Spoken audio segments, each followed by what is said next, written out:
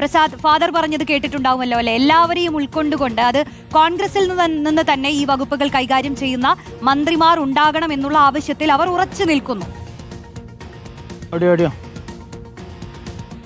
അതുതന്നെയാണ് റോഷ്നി ഇതിലെ പ്രധാനപ്പെട്ട കാര്യവും. കത്തോലിക്ക കോൺഗ്രസ് ഈ ആവശ്യം ഉന്നയിക്കുന്ന സമയം പക്ഷേ ശരിയായ സമയമല്ല എന്നുള്ളതാണ്. കാരണം വകുപ്പ് വിഭജനം ഏതാണ്ട് പൂർത്തിയായി ഏത് നിമിഷവും ഉത്തരവ് പുറത്തിറങ്ങിയേക്കുമെന്ന ഘട്ടത്തിലാണ് ഇങ്ങനൊരു ആവശ്യവുമായി അവർ മുന്നോട്ട് വയ്ക്കുന്നത്. പക്ഷേ ഈ ഒരു സമയം വകുപ്പുകൾ ആർക്കാണെന്ന് തീരുമാനിച്ചിട്ടില്ല എന്നുള്ളതും ശ്രദ്ധേയമായ ഒരു കാര്യം തന്നെയാണ്. നേരത്തെയും ഇത് സംബന്ധിച്ചുള്ള അഭിപ്രായങ്ങൾ വിവിധ ക്രൈസ്തവ സംഘടനകൾ മുന്നോട്ട് വെച്ചതാണ്. അതായത് UDF അധികാരത്തിൽ വരുന്ന സമയത്തെല്ലാം വിദ്യാഭ്യാസ വകുപ്പ് കൈകാര്യം ചെയ്തിരുന്നത് മുസ്ലിം ലീഗാണ്. ഇത്തവണയും അതിനൊരു മാറ്റമില്ല. ഷംസുദ്ദീനാണ് ആ വിദ്യാഭ്യാസ മന്ത്രിയായി മുസ്ലിം ലീഗ് തെരഞ്ഞെടുത്തത്. അടുത്ത മണിക്കൂറുകൾക്കുള്ളിൽ തന്നെ അതിൻ്റെ ഉത്തരവ് പുറത്തിറങ്ങുകയും ചെയ്യും. മാത്രവുമല്ല, ഉന്നത വിദ്യാഭ്യാസം കൂടി ലീഗ് തന്നെ ഏറ്റെടുക്കണമെന്ന ആവശ്യം ശക്തമായിരിക്കുന്ന ഘട്ടത്തിലാണ് അത് കോൺഗ്രസ് ഏറ്റെടുക്കണം എന്ന ആവശ്യം കത്തോലിക്ക കോൺഗ്രസ് മുന്നോട്ട് വയ്ക്കുന്നത്. സ്വാഭാവികമായും ഇത് UDF സർക്കാരിൽ ഒരു സമ്മർദ്ദമുണ്ടാക്കും എന്ന കാര്യം ഉറപ്പാണ്. ഉന്നത വിദ്യാഭ്യാസം ആർക്കാണ് കൊടുക്കേണ്ടത് എന്നത് സംബന്ധിച്ചുള്ള ചർച്ച ഇപ്പോഴും പുരോഗമിക്കുന്നു എന്നുള്ളതാണ് മനസ്സിലാകുന്നത്. അതൊരു തീർപ്പുണ്ടാക്കിയില്ല. അതിനിടയിലാണ് ഇങ്ങനെ ഒരു നിർദ്ദേശം അല്ലെങ്കിൽ ഇങ്ങനെ ഒരു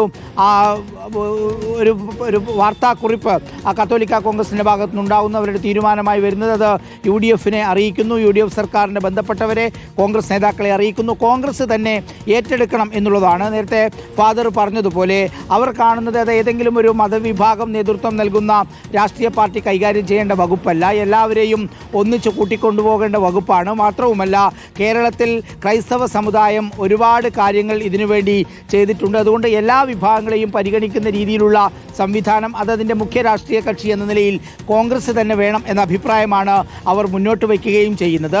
ഇങ്ങനെ ഒരു അഭിപ്രായം ഈ പറയുന്ന രീതിയിൽ കോൺഗ്രസ് ഏറ്റെടുക്കണം എന്ന് പറയുന്നത് ഇനി നടക്കാനുള്ളൊരു സാധ്യതയുമില്ല. പക്ഷേ ഇനിയിപ്പോൾ ഉന്നത വിദ്യാഭ്യാസ വകുപ്പുമായി ബന്ധപ്പെട്ടുള്ള ചർച്ച അത് കോൺഗ്രസിലേക്ക് തന്നെയാണ് നീങ്ങുന്നത്. ഒരുപക്ഷെ ഉന്നത വിദ്യാഭ്യാസ വകുപ്പെങ്കിലും കോൺഗ്രസ് കൈകാര്യം ചെയ്യണം എന്ന സമ്മർദ്ദം കൂടിയായി ഇത് മാറാനുള്ള സാധ്യതയുണ്ട് എന്നുള്ളതാണ് ഇതിലൂടെ മനസ്സിലാക്കുന്നത്. അതല്ലായിരുന്നുവെങ്കിൽ വളരെ നേരത്തെ തന്നെ ഇത്തരം പ്രസ്താവനകൾ ഇറക്കുകയും കടുത്ത സമ്മർദ്ദം കോൺഗ്രസിൽ ചെലുത്തുകയും ചെയ്യുമായിരുന്നു എന്നുള്ളതാണ്. പക്ഷേ ഉന്നത വിദ്യാഭ്യാസ രംഗമെങ്കിലും കോൺഗ്രസിന് എടുക്കാൻ കഴിയണം എന്ന രീതിയിലേക്കാണ് ഈ ഒരു സമ്മർദ്ദത്തെ കാണേണ്ടത് എന്നുള്ളതാണ് മനസ്സിലാക്കുന്നത്. എന്തായാലും ഈ ആവശ്യം അത് കോൺഗ്രസ് ക്യാമ്പിൽ അല്ലെങ്കിൽ UDFൻ്റെ ക്യാമ്പിൽ കുറച്ച് ഗൗരവമായ ചർച്ചകൾക്ക് വഴി തുറക്കും എന്ന കാര്യം ഉറപ്പാണ്. പ്രത്യേകിച്ച് വിദ്യാഭ്യാസ വകുപ്പിൻ്റെ കാര്യത്തിൽ ഒന്നും ചെയ്യാൻ കഴിയില്ലെങ്കിൽ പോലും ഉന്നത വിദ്യാഭ്യാസ രംഗം കൂടി മുസ്ലിം ലീഗിൻ്റെ കയ്യിലേക്ക് പോകുന്നത് തടയാൻ ഒരു വിഭാഗം കോൺഗ്രസ് നേതാക്കളെങ്കിലും ഇത് ആയുധമാക്കും എന്നുള്ളത് തന്നെയാണ്.